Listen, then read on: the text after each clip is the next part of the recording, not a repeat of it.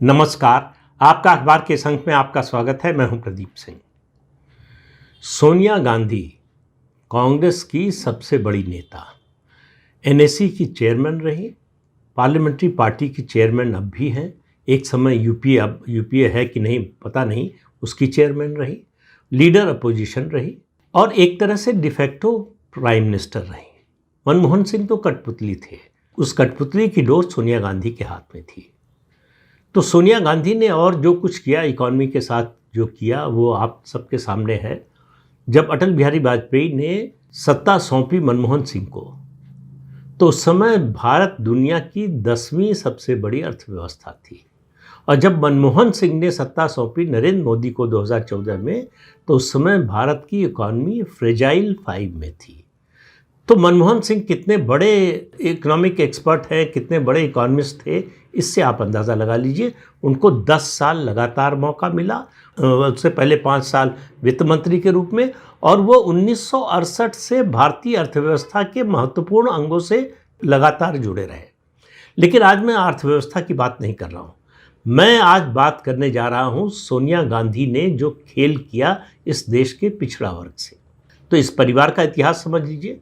जवाहरलाल नेहरू ने काका कालेलकर कमेटी की रिपोर्ट को लागू नहीं किया पिछड़ा वर्ग के आरक्षण के लिए। इंदिरा गांधी ने उसको ठंडे बस्ते में डाल दिया। राजीव गांधी, जब वीपी सिंह की सरकार उसे लागू कर रही थी, संसद में प्रस्ताव लाई, तो लीडर अपोजिशन थे राजीव गांधी। उन्होंने 1.5 घंटे से ज़्यादा समय भाषण दिया इस पर कि ये बहुत खतरनाक है, ये नहीं आना चाहिए, खुलकर विरोध किया। उसमें कहीं कांग्रेस में कन्फ्यूजन नहीं था। कांग्रेस हमेशा से पिछड़ा वर्ग के खिलाफ रही है। इसलिए आप एक राज्य का उदाहरण दे देता हूं, मध्य प्रदेश का। पिछड़ा वर्ग की आबादी अच्छी खासी है वहां पर। पिछड़ा वर्ग के 5 मुख्यमंत्री हुए हैं मध्य प्रदेश में, और 5 भारतीय जनता पार्टी से हुए। कांग्रेस ने एक भी मुख्यमंत्री नहीं बनाया ऐसा जो पिछड़ा वर्ग से आता हो। तो ये इतिहास है। एक अपवाद है इसका, जब मानव संसाधन मंत्री रहते हुए अर्जुन सिंह ने उच्च शिक्षा में पिछड़ों के लिए आरक्षण की व्यवस्था की। उसी का प्रभाव था, केवल उसका नहीं लेकिन बहुत बड़ा रोल था उसका, जब 2009 में कांग्रेस की सीटें बढ़ी। उसमें एक बड़ा योगदान मुलायम सिंह यादव का भी था, जब उन्होंने कल्याण सिंह को साथ लिया और मुसलमान उनसे अलग हुआ। इस कारण भी सीटें बढ़ी थी। वो मैक्सिमम सीट है 21+1 कांग्रेस की उत्तर प्रदेश से। उसके बाद से इतनी सीटें कांग्रेस को कभी मिली नहीं, इसके आसपास भी नहीं मिले। लेकिन मैं बात कर रहा हूं पिछड़ा वर्ग की। खेल क्या हुआ? सच्चर कमेटी बनी। सच्चर कमेटी का उद्देश्य वैसे तो घोषित रूप से ये था कि मुस्लिम समाज में जो अशिक्षा है, गरीबी है, उनकी जो हालत है, उसको सुधारने के लिए क्या किया जाना चाहिए और ये स्थिति क्यों है। तो सच्चर कमेटी की रिपोर्ट से जो सूत्र वाक्य निकला कि मुसलमानों की स्थिति भारत में दलितों से भी बदतर है। उन मुसलमानों के लिए कहा जा रहा है जिन्होंने 10 लाख एकड़ जमीन पर अवैध कब्जा वक्फ बोर्ड के नाम पर कर रखा था। इतनी बड़ी संपत्ति का मालिक। और इतिहास देखिए तो मुसलमानों और मुगलों ने मिलकर लगभग 700-800 साल राज किया। उनको जो है दलितों से भी बदतर स्थिति में मान लिया गया। अगर ये बात सही है तो इससे ज़्यादा निकम्मापन किसी समाज का क्या हो सकता है कि आप 800 साल शासक रहे और आज आपकी हालत जो है भिखमंगे जैसी हो गई है। तो इसके लिए और कोई दोषी कैसे हो सकता है आपके अलावा? अब आप विक्टिम कार्ड खेलेंगे। तो सच्चर कमेटी की रिकमेंडेशन ये थी कि मुस्लिम समाज की पिछड़ी जातियों को पिछड़ा वर्ग के आरक्षण में शामिल कर लिया जाए। अब आप देखिए, इस्लाम और क्रिश्चियनिटी दोनों कहते हैं कि हमारे यहाँ कोई भेदभाव नहीं, हमारे जो अल्लाह है, हमारे जो जीसस है, उनकी नज़र में सब बराबर है। आरक्षण की जो व्यवस्था 1950 में संविधान बनते समय की गई, वो हिंदू जातियों के लिए जो छुआछूत का शिकार थी, जो शिक्षा के क्षेत्र में पीछे रह गई, जो आर्थिक रूप से पिछड़े रह गए, इसलिए शेड्यूल कास्ट और शेड्यूल ट्राइब को आरक्षण देने की व्यवस्था की गई। उस समय कहा गया था कि केवल हिंदू समाज में ही छुआछूत होता है, ये भेदभाव होता है, इसलिए इनको आरक्षण की ज़रूरत है। आरक्षण दिया गया। अब सवाल आया कि हिंदू कौन? तो संविधान सभा की बहस में है और संविधान में भी है। जो मुसलमान नहीं है, जो ईसाई नहीं है, जो पारसी नहीं है और जो जोरोस्त्रियन नहीं है, वो सब हिंदू है। यानी हिंदू, सिख, बौद्ध, जैन, इन सबको हिंदू माना गया, उसी आधार पर आरक्षण दिया गया। अब बात आती है पिछड़ा वर्ग के आरक्षण की। तो ये जो सच्चर कमेटी की रिपोर्ट आई, उसके जरिए सोनिया गांधी ने बहुत बड़ा खेल किया। सोनिया गांधी के सत्ता में रहते, वो कांग्रेस अध्यक्ष ही थी, एनएससी के चेयरमैन थी, पार्लियामेंट्री पार्टी के चेयरमैन थी, प्रधानमंत्री नहीं थी, लेकिन प्रधानमंत्री उनके सामने ताबेदार की तरह खड़े रहते थे। विदेशी मेहमान आते थे तो सेंटर स्टेज, जो मुख्य कुर्सी है, उस पर सोनिया गांधी बैठती थी, मनमोहन सिंह किनारे बैठते थे। ये हालत थी मनमोहन सिंह की, यानी भारत के प्रधानमंत्री की। भारत के प्रधानमंत्री की हैसियत सोनिया गांधी से कम थी। अब आप देखिए 10 साल का यूपीए का राज, हर स्तर पर हिंदुओं को कम करने की या हिंदू विरोधी कानून बनाने की, हिंदू विरोधी माहौल बनाने की इसकी कोशिश की गई। बड़े पैमाने पर धर्मांतरण को छूट दी गई। और मैं पहले भी आपको बता चुका हूं कि हमारे कांची कामकोटी के शंकराचार्य, जिनको परमाचार्य का दर्जा प्राप्त था, उनको दीपावली की रात को गिरफ्तार किया गया जब वो त्रिकाल पूजा पर बैठे थे। पूजा भी संपन्न नहीं करने दिया गया। उनका अपराध एक ही था कि वो धर्मांतरण को रोकने का अभियान चला रहे थे, हिंदुओं को क्रिश्चियन बनाने का, ईसाई बनाने का। और ये सोनिया गांधी अपने रहते कैसे होने दे सकती थी? और जो मदर टेरेसा कहलाती हैं, जिनको सेंटहुड मिला, आपको मालूम है क्यों मिला? सेंटहुड क्रिश्चियनिटी में मिलता है जो चमत्कार से किसी को ठीक कर दे। तो 2 उदाहरण मदर टेरेसा के बारे में दिए गए कि उनके चमत्कार से, उनके आशीर्वाद से 2 लोग जो अपाहिज थे, जो अशक्त थे, वो ठीक हो गए।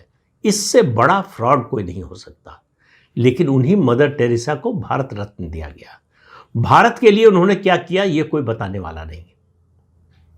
लेकिन फिर लौटकर आता हूं पिछड़ा वर्ग पर। पिछड़ा वर्ग के साथ जितना बड़ा धोखा हुआ, पीठ में नहीं सीने में छुरा घोंपा गया।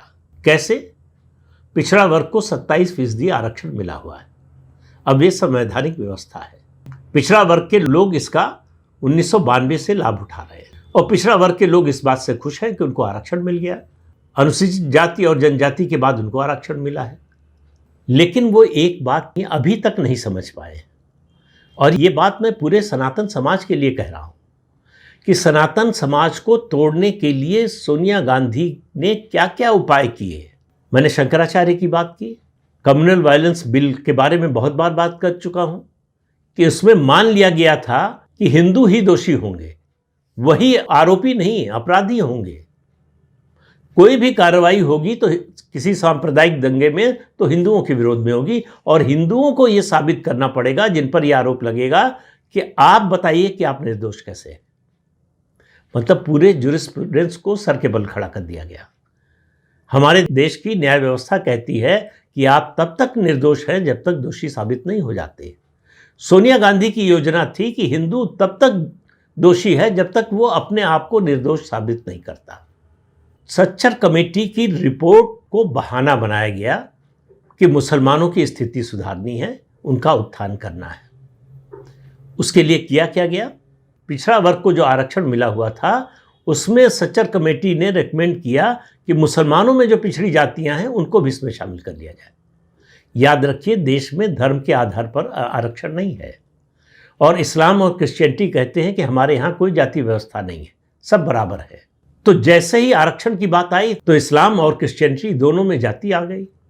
अब ये कहाँ से अवतरित हुई जाति किसी को मालूम नहीं है। उसके बाद से जो है पिछड़ा वर्ग के आरक्षण में मुसलमानों की जातियों को शामिल कर लिया गया, और सुप्रीम कोर्ट के जजमेंट भी आए जिसमें अलग राज्यों में अलग अलग जातियों के लिए जो है छूट दी गई कि इनको शामिल किया जा सकता है। आज देश का हर प्रदेश ये कर रहा है। पिछड़ा वर्ग के आरक्षण में मुसलमानों की सेंध लग चुकी है, जिस सेंध का रास्ता खोला सोनिया गांधी ने। अब इसका उद्देश्य क्या है? क्रिश्चियनिटी और इस्लाम के मानने वाले लाभ उठाएं पिछड़ा वर्ग के आरक्षण का, जो सिर्फ हिंदू जातियों के लिए बना है, क्योंकि ये हिंदू जातियां शैक्षणिक और आर्थिक रूप से पिछड़ेपन का शिकार थी। अब पिछड़ा वर्ग का आरक्षण होना चाहिए था, नहीं होना चाहिए, मैं उस बहस में जाना ही नहीं चाहता। मैं इस पूरे मामले को और जो यूजीसी की गाइडलाइन है उसको भी, मैं उसका विरोध इस नाम पर करता हूं कि उसने सनातन को बांटने का काम किया है। सनातन के दो वर्गों को आपस में लड़ाने का काम किया, उसकी आधार भूमि तैयार की है। मैं जाति के आधार पर उसका विरोध नहीं कर रहा हूं, मैं सनातन के खिलाफ जो बात है उसका विरोध कर रहा हूं। क्या दिया है यूजीसी की गाइडलाइन ने? सिर्फ अगड़े और पिछड़ों के बीच में संघर्ष, अगड़े और पिछड़ों के बीच में एक दीवार खड़ी करने का काम ये किया है। इसलिए ये निंदनीय है, इसलिए इसका विरोध होना चाहिए, हर स्तर पर विरोध होना चाहिए। लेकिन सोनिया गांधी ने ये जो किया उसका सबसे ज्यादा नुकसान किसको हो रहा है? पिछड़ा वर्ग को। उनकी जो पाई है, उनका जो हिस्सा है 27% का, उसमें अब एक अनुमान है कि मुसलमानों की 70% से ज़्यादा आबादी उसमें पिछड़ा वर्ग के नाम पर शामिल हो गई और आरक्षण का लाभ उठा रही है। तो वो धार्मिक जो स्वतंत्रता मिली है, उसके अधिकार मिले हैं माइनॉरिटी के, उसका भी लाभ उठा रहे हैं और पिछड़ा वर्ग के आरक्षण का भी। दोनों कैसे हो सकता है? आप किसी एक ही ऐसी व्यवस्था का लाभ उठा सकते हैं, या तो फिर आप अपने को माइनॉरिटी कहना बंद कीजिए। जो लोग कन्वर्ट हो गए, ईसाई बन गए, मुसलमान बन गए, उनको भी आरक्षण मिलना चाहिए। और ये काम देश में बहुत तेजी से हो रहा है, खासतौर से ईसाई मजहब में। क्रिप्टो क्रिश्चियन की संख्या की एक तरह से बाढ़ आ रही है, लेकिन पिछड़ा वर्ग के लोग कान में तेल डालकर सो रहे हैं, सनातन के लोग कंबल ओढ़कर सो रहे हैं। किसी को इस बात की चिंता ही नहीं है कि इसका विरोध होना चाहिए। कोशिश ये भी की गई थी कि SC ST में भी मुसलमानों और ईसाइयों को शामिल कर लिया जाए। जो अमेंडमेंट हुए दो, एक 1956 में, एक 1990 में, उसमें कहा गया कि सिखों और बौद्धों को आरक्षण मिलेगा। जो अनुसूचित जाति को आरक्षण मिलता है उस आरक्षण में वो भी शामिल रहेंगे।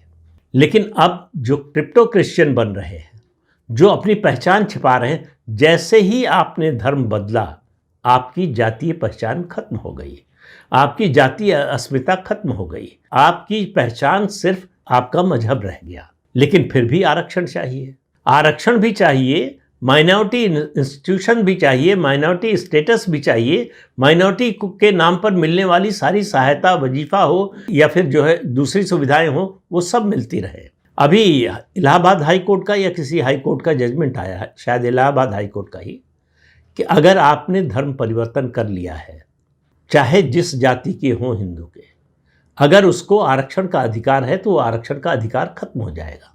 दरअसल ये जो मुसलमानों को पिछड़ा वर्ग में आरक्षण दिया जा रहा है और ये मांग हो रही है कि जो SC ST समाज के लोग क्रिश्चियन या मुसलमान बन गए हैं उनको भी आरक्षण मिले, ये दरअसल डेमोग्राफी चेंज करने का बहुत बड़ा षड्यंत्र है,